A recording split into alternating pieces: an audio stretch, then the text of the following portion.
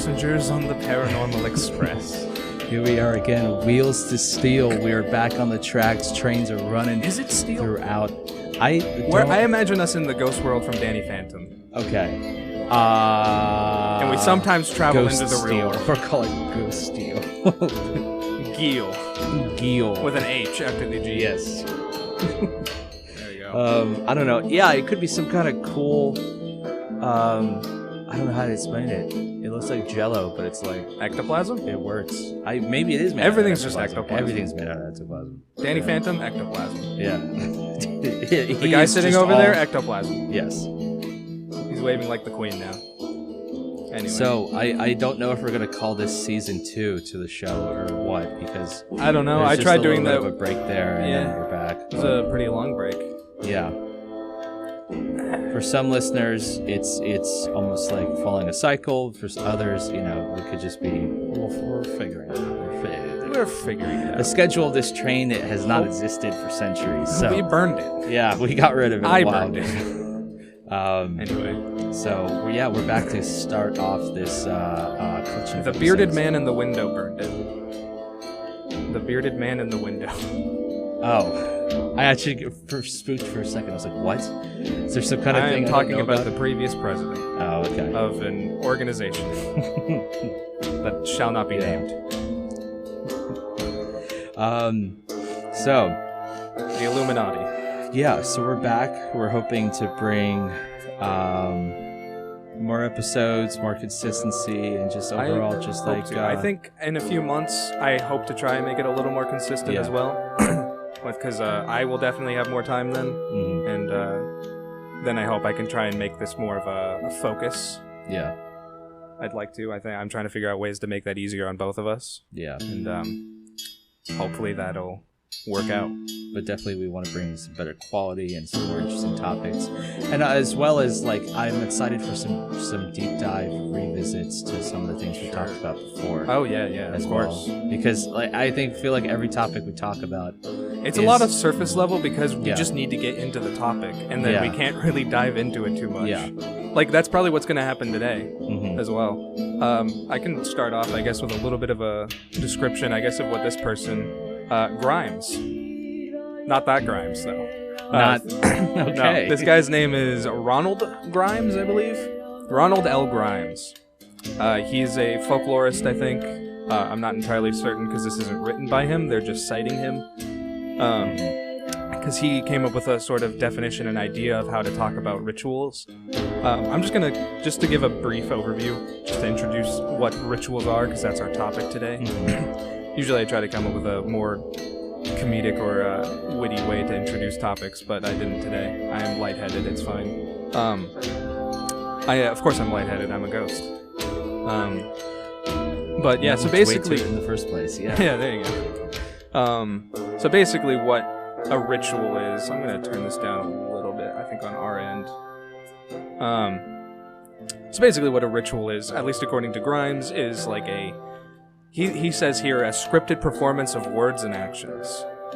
They are meant to be imagining or creating the world as it ought to be or how they believe it should be. They can be both religious or cultural. Specifically, I don't know if it's here, but they talk about the ancient Greeks and their sort of religious actions. This song's a little quieter. But they're not, they talk about how the ancient Greeks are not... it's not proper to call the ancient Greek religion a religion because it isn't really a religion like Christianity or anything like that. There's no written documents that connect every single one of them. It's a collection of cults. Yeah. Because a lot of the gods are worshipped by individual groups in various regions that they're important to. The only ones that were widely worshipped are the Pantheon. So the Olympians, basically. Other than that, they really weren't worshipped by that many people. Even Dionysus wasn't worshipped widely by people until he became a part of the Olympians. Because he wasn't at one point. He was introduced from, I don't know, probably the Phoenicians or something. I'm not entirely certain on that anymore. But yeah, because our idea of religion is that organization that comes from especially the most prevalent one in our society, which is Christianity. We don't even have a name for the ancient Greek religion. That's why I have to refer to it as the ancient Greek religion. Yeah. Because they probably didn't have a name for it, because it was just like, oh yeah, which god do you worship? Yeah, and many of them. And some of them would lie about, because secret cults. Yeah, and like many of the ideas of their gods and deities came from just explanations for the way their life was and the way things happen, and folk stories. Or just getting drunk, passed down. Like with Dionysus. Yeah. Or madness in his case as well. My favorite attribute to him. Yeah, because it's interesting. She doesn't get talked about enough. I feel anyway. It's just interesting. A lot of these things stem from experiences. But that's the same with a lot of other religions like that too. A lot of ancient religions are that way. Yeah. But what is it? What is the term for that when there's multiple deities? That's polytheism. Polytheism. Yeah. Yeah. But if you want to go into one of your topics, yeah, sure. Well, actually, maybe if I have a small topic, because I think both of yours are rather large, because we're nearing up on, an interruption. Our first interruption. Our first interruption. It feels as if we just started, but we already have to have a talk with the conductor, so we're going to take a second. He's a very nosy man. Nosy spirit. I mean, when I'm not sure what his identity is. When we are his only usual. I say his still, but whatever. We are his only usual passengers, so... Yeah. I guess the small thing, since I was talking about ancient Greeks, one of the most, probably one of the most popular or, well-known images of the dead, it was even in Game of Thrones, actually, kind of, is the coins. Mm-hmm. The coins, in Game of Thrones, and I think most people see them as being 2 coins on the eyes. Yeah. But... It's like Old West stuff. Morticians would do that. That might be, but there's a thing from ancient Greece called Charon's Obol. If you don't know, which we probably talked about him when we talked about psychopomps or something like that, the Charon is the ferryman of the dead. He takes people across the river Styx and leads them to the afterlife. But specifically Charon's Obol, because an obol is an ancient Greek word for some form of currency. And the Charon's Obol is a coin placed in the mouth, or on the mouth, of the deceased. And that is so that they have payment to ferry them across this. That's right, yeah. You have to pay. That's essentially all it is. There is probably a lot more to it, which I may delve into at a different time with different topics. But that's like just a quick little introduction to what a sort of ritual might be. It's a repetitive practice thing that a lot of them have to do with the dead. Yeah, but that's probably mostly because a lot of what we can find is of the dead, which you can speak to that a little bit. I mean, not right now. Ritualistic ideas and practices are usually shrouded in mysticism, depending on the way you're looking at them. That's like what people talk about with Egypt, though. Mm-hmm. How, we think they're a society that's obsessed with the dead and death and the afterlife. It's like, well, maybe, but not necessarily, because everything we know about ancient Egypt comes from their tombs, usually, because that's what's preserved. We don't know what their actual day-to-day life was exactly like.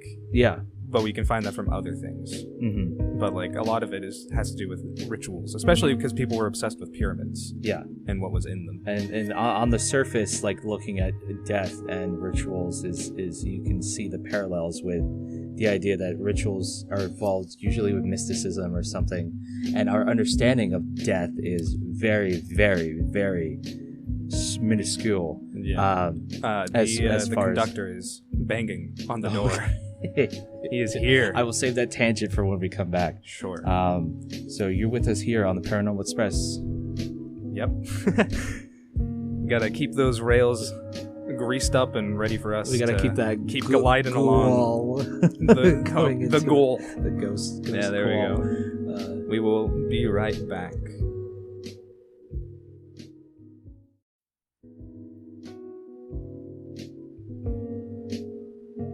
Welcome back, our wonderful guests on the Paranormal Express. Yep, of Express. The Panda Express. Paranormal Panda the Express. Paranormal yes. Panda Express. There is a panda in the corner. There is, yes. This room is getting unbelievably bigger by the second. Mm-hmm. we pick up some strange strangers Yes. on these rails. I mean, many pandas do die very frequently, so yeah. Oh, well, that's one way to bring it in. it's the depressing way to do I it. just found gum under my table. That's gonna bother It's me. from the panda. Okay. He likes to chew gum. Is that how he died? The gum? Yes. Okay. He blew up too big of a bubble gum. A habit not broken by death. Impressive. All right. So if you're just joining us now, listening in, we are talking about rituals today, and I'm going to bring it in with probably one of the most easiest slam dunk like ritual ideas you could probably think of. We Brushing talk your about teeth. death. We do, yeah. Stretching as soon as you wake up with a yawn. No. Probably one of the most classic depictions of rituals and mistakenly depicted and just universally used for all things big, bad, evil, no good is the pentagram. More specifically, the pentagram circle or the satanic circle or the oh no oof gooey bad circle. Because there's actually an ambiguation in the term pentagram.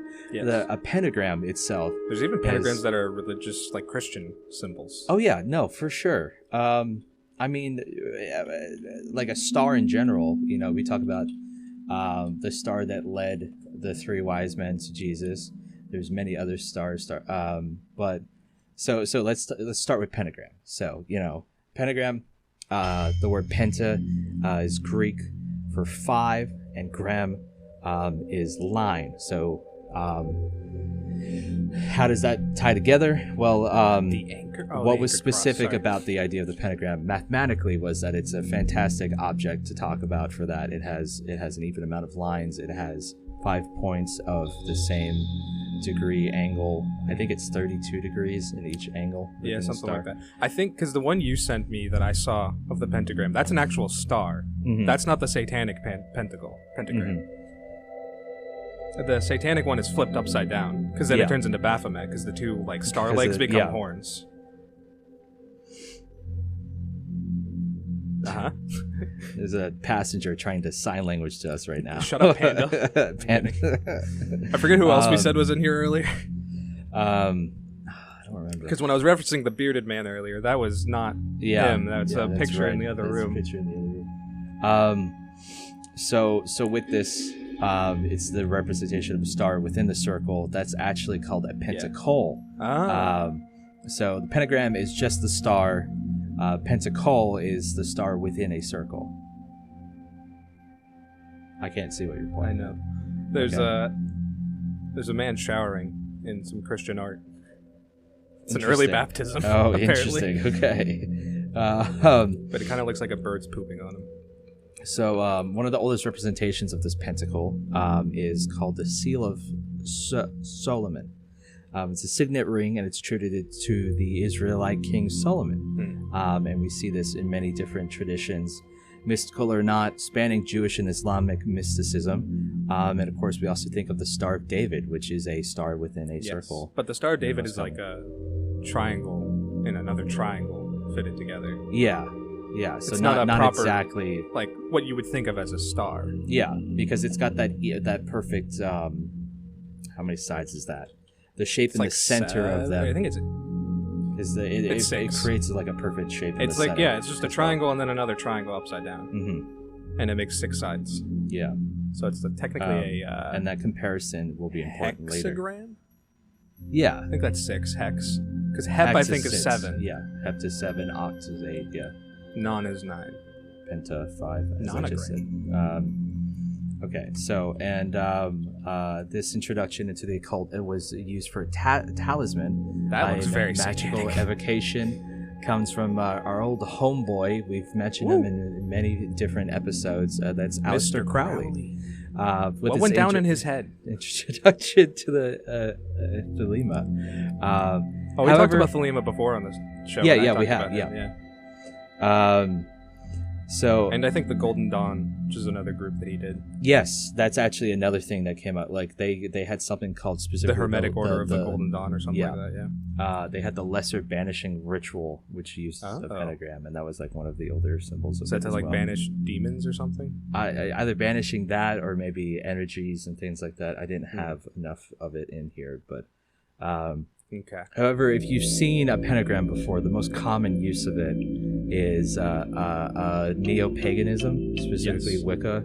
Yeah. You see, But they're reviving an old religion. yeah, It's almost the same thing. Well, I don't want to say the same thing because that's kind of rude to them, I feel. Mhm. But it's similar in a way to like an author talking about ancient stuff and like bringing it into like an urban fantasy novel. Mm-hmm. It's similar because It's they're reviving that idea.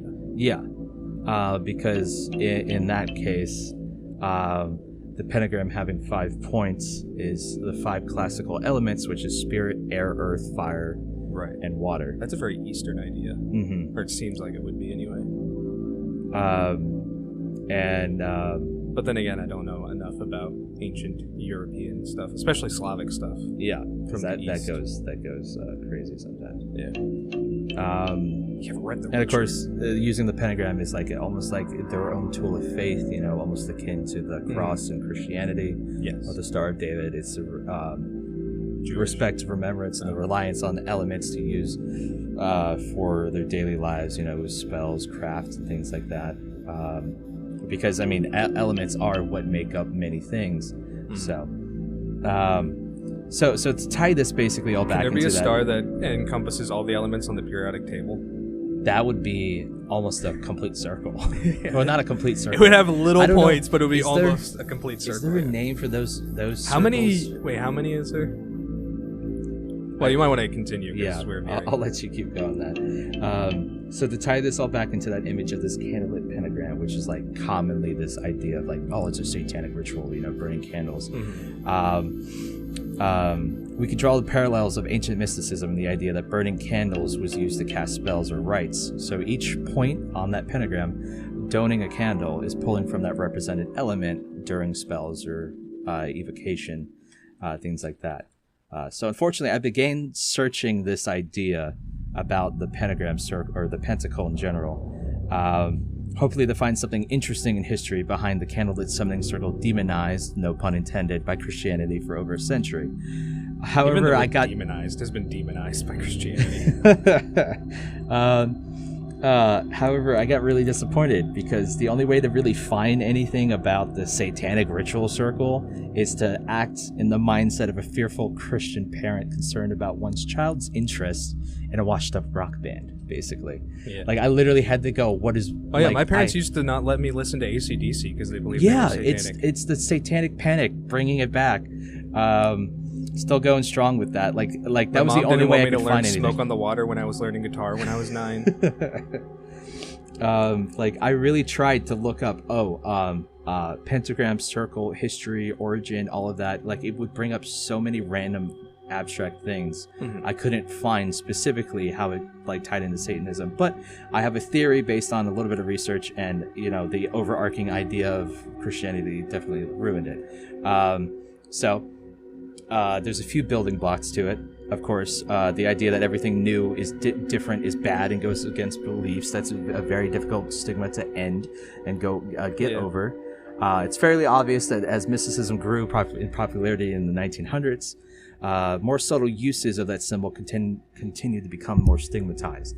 A little more controversial, in the 1960s, we saw the satanic panic that was brewing, and just in time for a weaning but still ever present. That's also was born out of the Red Scare and stuff. Oh yeah, Just witch hunts, basically. And that could be connected back to witch hunts. yeah. I mean, they realized the mob mentality could grow and become so powerful that you can. I mean, we see this today. Yeah. It's up to you what your standpoint is, but like people call it cancel culture. People call it whatever they want to call it. Usually they just call it witch hunts. But Yeah. It's going out and finding reasons to remove something out of its power because of something that you can poke holes in it. Right. And on that note, the conductor is clawing his way back in. You can continue on the topic once we get back from these messages. Yeah, I gotta go shovel more of that goal into the engine to keep it going. Yeah, we need to keep the upkeep on this train going. So We will be right back. You're listening to the Paranormal Express.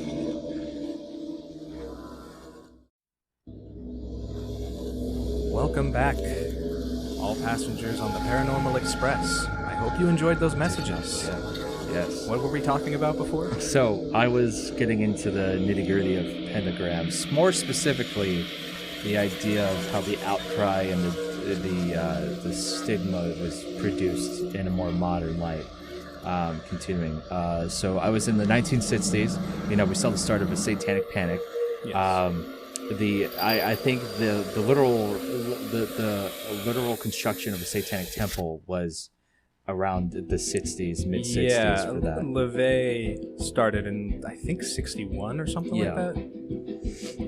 But he's different. So that didn't help. Then we also bring in the turn of the decade into the early threads, beginning of rock becoming more metal, becoming heavier, becoming harder. Themes of hard darker rock. shadow. Hard Rock Park. Yeah, hard rock. It's gone. So that all brews, but that was all brewing just in time for a waning but still ever-present nationwide anti-Semitism from the end of World War II. Right. Because we saw that a lot in the country after the end, because they didn't talk about it much, but there was a general consensus.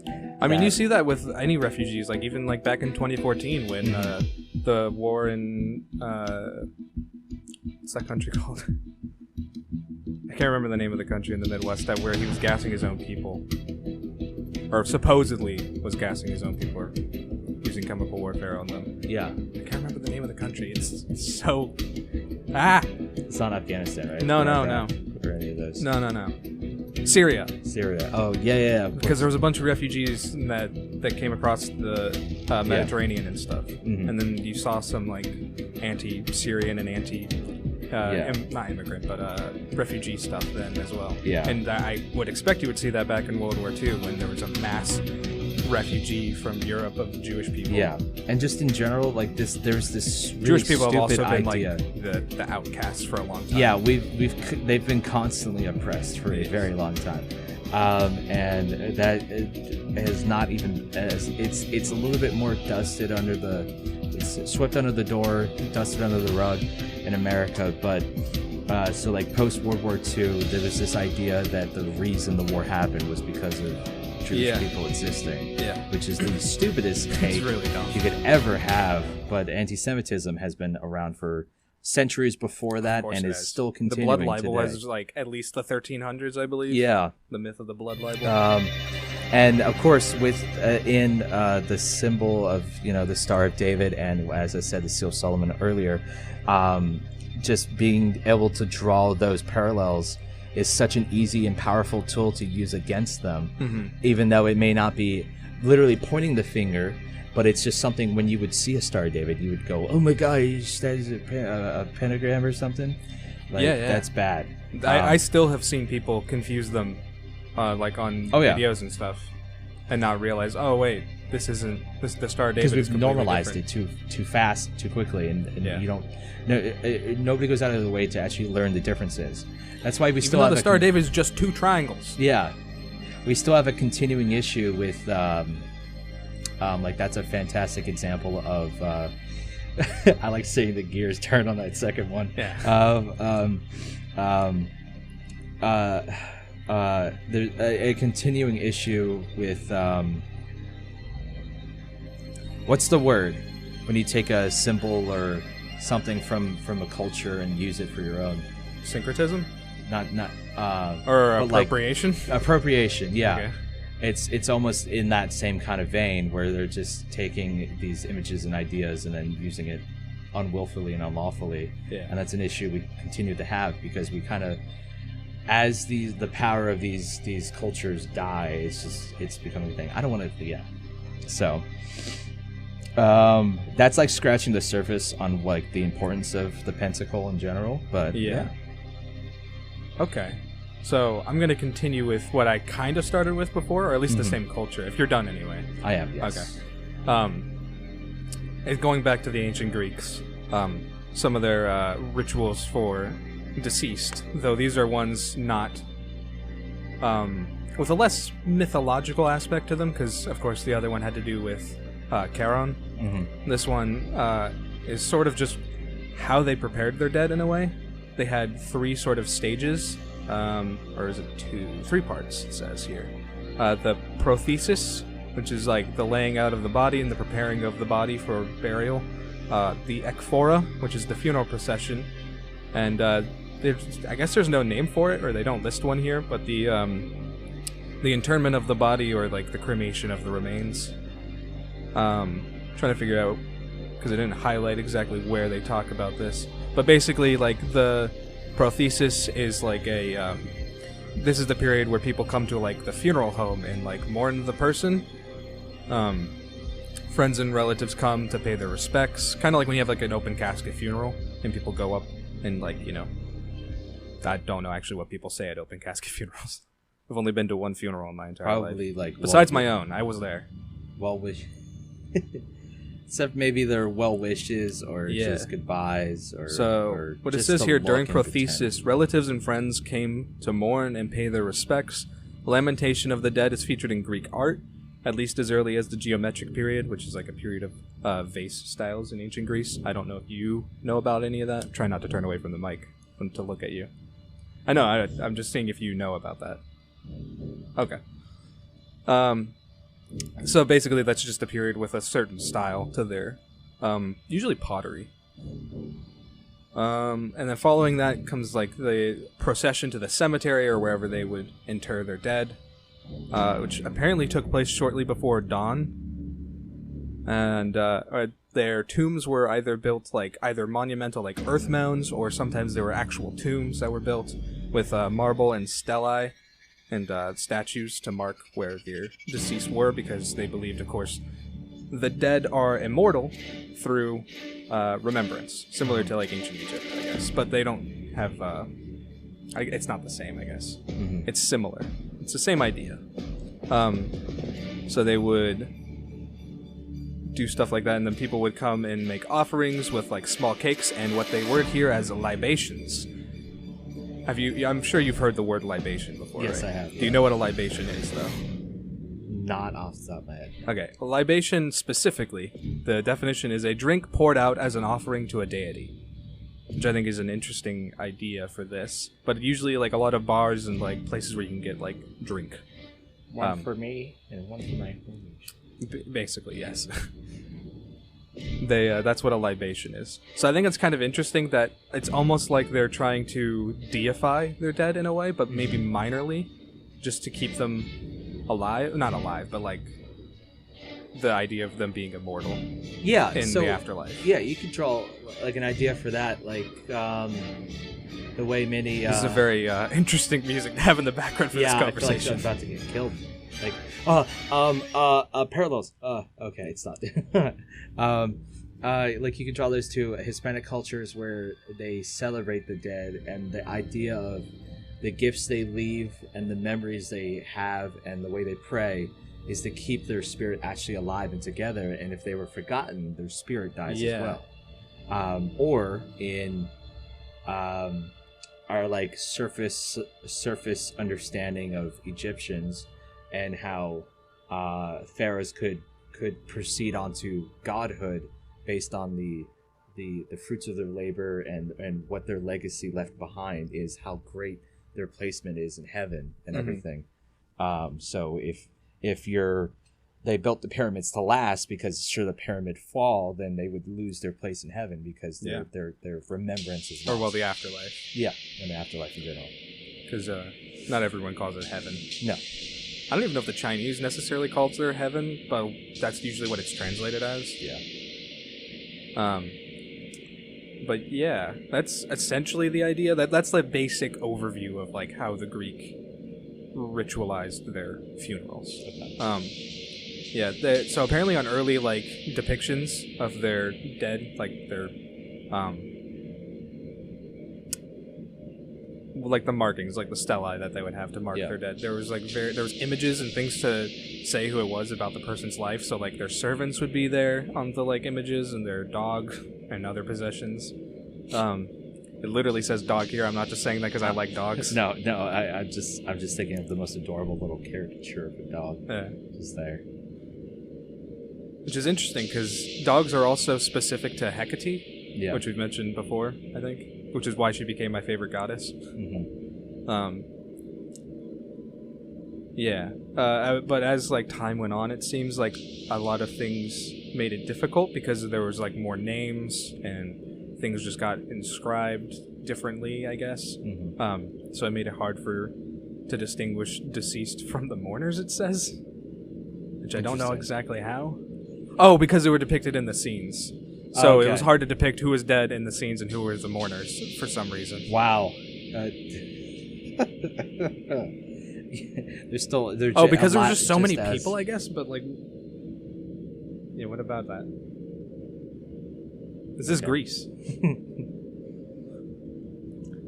I'm not talking about their rituals yet. Actually, I don't have anything on them. I technically talked about his ritual in another episode. Yeah, there you go. Anyway. Panda's showing us stuff on his phone, so it's just whoever decided to give I forget what he was originally. Whoever decided to bury a panda with a cell phone is beyond me. It was his.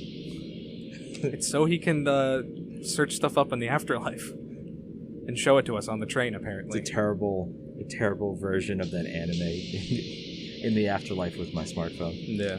Do you want to do your next one, or do you want me to go? Actually, that would be great because mine kind of ties into what if we're talking about the dead and burials and things like that. This really does my next tie one's going to into be it. about that too. So awesome. So now we're just talking about the dead. Pretty much. I mean, as we that's said, what a lot of these rituals are. Yeah. Before we went live recording, we were talking about the whole idea that like rituals commonly follow like deaths because it's.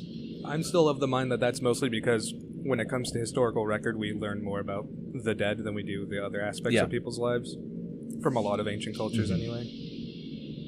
It's just what's left behind usually is that stuff. Yeah. So. There are other things. Like I'm not saying that's the only thing, but it's just often that. So what I'd like to move on to... No, I'm going to keep interrupting you. Okay. No, go ahead. So. Anyway.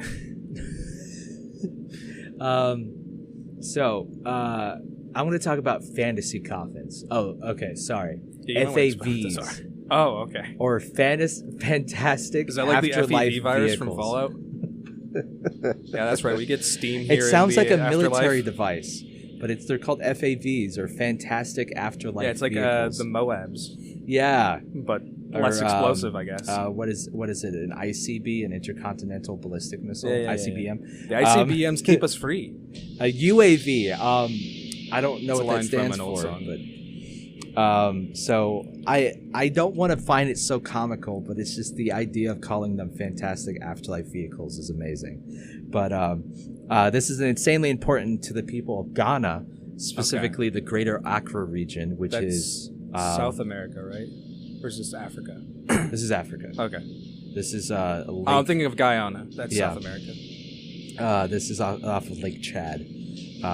Specifically. So the origin of these is in the... Why is it called Lake Chad? Chad means lake.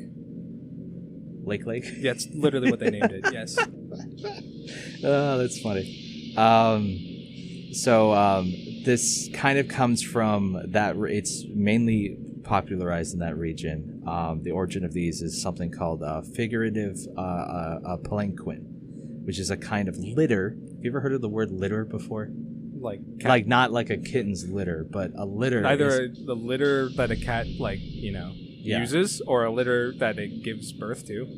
A litter is the term for it's usually puppies. A human-powered vehicle is what they like to call them. It's literally like the boxes royalty are put in. Would the Flintstones car be considered a litter? Because it's human-powered, they move it with their feet. Not really, because it's not. It's a bike. It's a not litter to be shown off ceremoniously. Okay. Specifically, a litter is those boxes that they raise up on their shoulders and carry with them. Oh, the coffin dance people. Yeah, you could call it that. Yeah, like that's what the meme's called. Kind of like what pallbearers are, but like not like specifically if you've ever seen like this I can't call it anything but a bots. It's a bots that looks amazing, and they put royalty in it, and then the yeah. I don't know what those are called. Yeah, those are called like a litter specifically. Yeah, that's a great example of one. Yeah. I never have heard that term for that before. I expected them to be called something different, but yeah, they're called litters. So that's what these figurative palanquins are. They're a kind of litter that is tied into a totem. Palanquin. Yeah. Yeah. Yeah, that's what this is, a figurative palanquin, but apparently the vague term for it is a litter. But specifically, the figurative palanquin for Ghana is tied into a totem or a spirit that is based on the tribe that is doing the ceremony. Because those tribes are founded by a person that has performed some kind of deed or adventure or some kind of plight, whatever it is. And that determines whatever their totem spirit is, whether that be a lion, a chicken, or something in specific. It's based off of their history in that. So this group is called the Ga, which is an ethnic group that dates back to the 1600s. They believe that when buried, their kings, or matsemi is what they're called, or chiefs and other royalty, will be delivered ceremoniously with a presentation of their totem all over their coffins. So these totems are important to the history and culture of those tribes, and they are selected based on those accounts. The litter was a colonial idea introduced to them by the Akwamu, which was a neighboring civilization. Before them, they literally just carried their dead on their shoulders. Like just body? Just out there. All right, cool. Raw dogging it. So today, in modern Ghana, their death is still respected to that in the same way. The burial in these FAVs honors the old tradition of the palanquin, but with a more modern take now. The tradition is still similar. The status of those buried in coffins is still in question, usually because royalty doesn't really exist in the modern day. Right. They still have chiefs. They still have people that are officials, wise men, leaders of their towns or areas. Right. But now the spirit is still in the design. They still try to hold on to the tradition, knowing their ancestral lineage. But now, some coffins even display their profession, which is interesting. I saw a few images when I was browsing around. There is an airplane somebody was buried in. There's like an actual airplane, or was it just a box? It was a box made to look like an airplane. It was painted, made out of wood. Some of them have actual, like, another version of it, if they don't choose a profession, is it's a very nice looking boat that they ship out as well. But one of the most interesting ones I saw that is a great example of literally their profession, and the design they did was amazing. It was, have you ever heard of the Centre Pompidou? No. It is I've heard of a Pompadour. It is a museum of modern architectural art in Paris, France. Okay. And a man from Ghana was buried in a recreation of the building. All right. So I'm assuming the take from that is that he either worked on it or he was an artist himself and had some kind of artwork put into that museum. I feel like you'd have to have several for it to be that important. Yeah. That, or maybe it was his dream, and then he took that on to be like, this is in my dying will. I want that to be what I'm buried in. Yeah. It's fascinating looking because at first glance, I mean, first of all, the Centre Pompidou looks like it's under construction currently. But that's just part of its design. It's literally all just loose metal bars and this weird tunnel that goes around. So, but I just thought it was interesting that idea of the totem turned into, it's my profession, it's what I care about. I'm going to be buried in that. And so some of the images I saw. Do you mean like the animal totems? Because that's a Native American thing. Yeah, well, they have totems in the same sense that it's like they have a spirit or something that is based on an animal the clan takes in as their symbol. So there's a lion totem, there's a chicken totem, there's a cow totem, there's a insert another cool animal from the area. Or just things maybe not even, like there could be a sun totem as well. It's just, it becomes a guardian or a deity of theirs that is just like more specific to, this is what our idea is and our culture is based on it. Okay. So yeah, that's a fantastic afterlife vehicle. Well, that's a good time for the conductor to be clawing his way in again. Before he claws. Go ahead. You have a little bit. What would you be buried in? If you had a fantastic afterlife vehicle. The pod that'll grow into a tree. Okay. That's what I actually want to be buried in. Yeah. Yeah. I just found it interesting. If I had to choose an FAV I A guess replica of this train. I guess it'd be a camera if I could be buried. If I had been buried in an FAV, it'd be like a camera. But that was a long time ago. I got buried, so I think I was buried. I start forgetting sometimes. I don't know. But anyway, yes. Let's let the conductor in. Yes. His scratching. He's starting to come in through the window now. Anyway, I thought I felt a chill, but it's always cold here. Yeah. You're listening to Paranormal Express. We'll be right back after these few messages.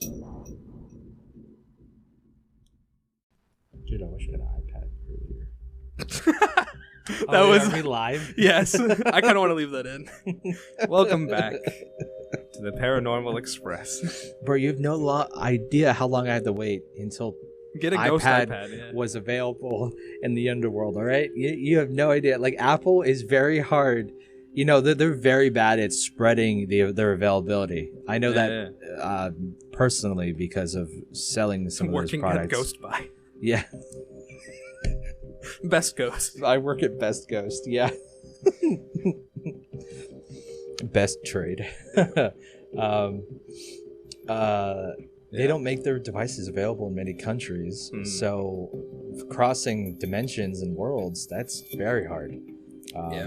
Seems amazing. Ghost Book and GooTube look fantastic on here. So, if you're just joining us, we're talking about rituals today. We had a few talks. I talked about the pentagram and some fantasy coffins, and we've had some other ideas for different. The idea has become more burials now, it seems, but rituals just like seem to fall into place. So, what do you want to take us into now? So, I did say earlier that it was going to be similar to that, but it's not. I changed my mind. Okay, that's fine. Instead, I'm going to talk about... It's similar in a way. There is death, I guess, involved. Usually voluntary, sometimes not. I'm going to talk about human sacrifice. As that's a major ritual that at least is claimed to be a part of a lot of cultures. Whether it actually is or not kind of depends on who you talk to, I guess, it seems, in some cases anyway. Specifically, I'm going to talk about it when it has to do with the Celtic people. Celtic people are very spread out people from many different countries in usually Western Europe. There's some groups from Spain, some in France, I think some in Germany. It's a little spread out. That's the further area. The most common understood Celtic people today are the Irish, the Scottish, and the Welsh. But there's also other groups that are included in that. So they supposedly, according to some Roman sources, specifically Julius Caesar, or Kaiser, if you want to call him that, also Posidonius, or he's Roman, isn't he? Or no, he's Greek. That makes more sense. So Caesar would say that the Gauls, which is these people usually, burnt animal and human sacrifices in a thing known as a wicker man, which is where that idea comes from. The Wicker Man. The Wicker Man. So basically, there's even a depiction from the 19th century right here of it, with a bunch of people inside of it, and that would be burnt as a...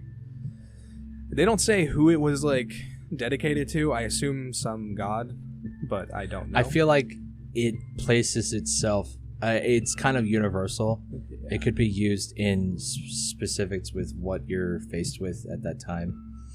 Yes. Because if there's no overarching deities or specifics, it's in your area, you know, because the combatants... One of the reasons Caesar says, at least, is that the victims in this were usually criminals, so this might have been a form of execution, rather than an actual sacrifice. But, as I mentioned, Posidonius, actually, wrote that druids would oversee this, and that they would use this as a way to sort of divine the future. Divination is another topic we could get into, because there's a lot of different forms of it, and a lot of different things. But supposedly, yes, they would, I guess, maybe sift through what was left afterwards and see what they could make of it. Because I know other cultures do that, like the ancient Greeks did that, but usually with like animal entrails, not humans. Caesar would also claim that the Gaulish, like, that's slaves of the Gaulish people, or, well, the chiefs, usually, would be burnt along with their master for funeral rites. So, very similar to other cultures that we've talked about previously, where supposedly the servants and people who are important to the person, especially important, usually only important people who are deceased or have died, would get this treatment where they would have their possessions, if you want to call it that. Usually, from what I understand, especially in later periods, it would be, they would be actual possessions that represented those things. Like, you can even see this in some, like, video games, like Assassin's Creed Origins. When you go into the pyramids, you can see, you can go to one of the sarcophagi, and you can see, like, various little totems and urns and things that are representative of their servants. Yeah. Trying to see if there's anything else, because this doesn't only talk about the Wicker Man, but the Wicker Man is the one I read about. Because it does talk about, so a Roman writer. So this actually kind of gets into the gods a little bit, which we haven't talked too much about Celtic gods on here. No, I think I've mentioned Cernunnos maybe once or twice, but because he's my favorite Celtic god, because he's interesting. But a Roman writer named Lucan, Marcus Annaeus Lucanus, mentioned human sacrifices to the Gaulish gods Essus, who, just a quick little synopsis, I'm trying to see if I can get something, known for 2 monumental statues, apparently, for Essus. That's all he's known for. I don't know if he represents anything. I can take a quick look. Doesn't seem like there's anything super on him, but like maybe I'll do an episode where I go more into that stuff. There's also Tutatis, or Tutates, is another Celtic god worshipped in Gaul and Britain. And apparently he's just like a sort of like tutelary deity who's like a protector. Okay. And then there's Tyrannus, which I know a little bit more about. He's like a storm god, a god of thunder for the Celtic people. Very cool name. Yes, Tyrannus. Taranis. Tyrannus. Yeah. So he said that Lucan wrote later that people who were sacrificed to Essus were hanged from a tree, Tutatis were drowned, and Tyrannus were burned. So they had 3 different ways of doing that, apparently, according to him.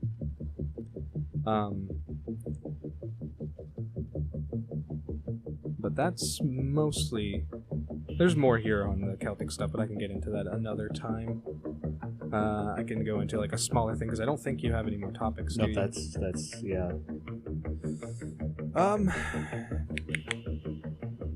Get out of here. Sorry, there's a ghost fly attacking me. I did want to talk a little bit about Phoenicians, because they're interesting. We don't know a lot about... I don't know if we know a lot about Phoenicians. I didn't think we did, yeah. They're kind of almost a lost civilization. Mm-hmm. We know they were centered on Crete, I believe, because there's... that's the Mycenaeans, technically, or Mycenaeans, if you want to call it like that, but the Greeks didn't have soft C sounds in their language. So there's not a whole lot known about them, but it's believed from Roman and Greek sources that the Phoenicians and Carthaginians sacrificed infants, according to this. But what I know of is, which there's actually supposedly archaeological evidence for this, and it's sort of the source of the Minotaur, or what the Minotaur represents. So, one thing that's known that we know for sure about the ancient Mycenaeans, which possibly were also Phoenicians or had some connection to them, is that they worshipped bulls. Because bulls are heavily, like, everywhere in their iconography and everything. Okay. So we know they worshipped some form of a bull, either as a god or just the animal itself. And of course, even the... You know what? I'll talk about it a little bit more, but we're nearing... The conductor, I can hear him walking up. Okay. Might as well catch it early this time. Yeah. But the... Sorry. The Mycenaeans, they of course worship bulls. They have the Minotaur, which most people know of. They might not know the origins of the Minotaur. I do, but that's besides the point. The Minotaur is a historical, possibly a mythological explanation for an actual historical thing. Mm-hmm. And I will get into that when we get back. Sounds good. You're listening to the Paranormal Express on the radio.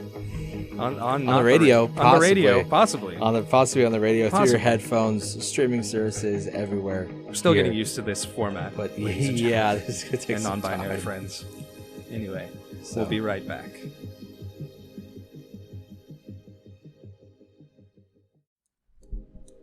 Welcome back. Guys, gals, and non-binary pals. There it is. I haven't heard that one in a while. Well, a while, literally, which is the first show of the season. But thank you, music. Spooky. So you're back here listening to the Paranormal Express. Yes. And I was just talking about the Minotaur and its cultural or historical relevance to sacrifices specifically. Well, in the actual story of the Minotaur, he sends, I believe, the king. Forget his name now. The Mycenaean king. I don't remember his name. Anyway, or the king of Crete, technically.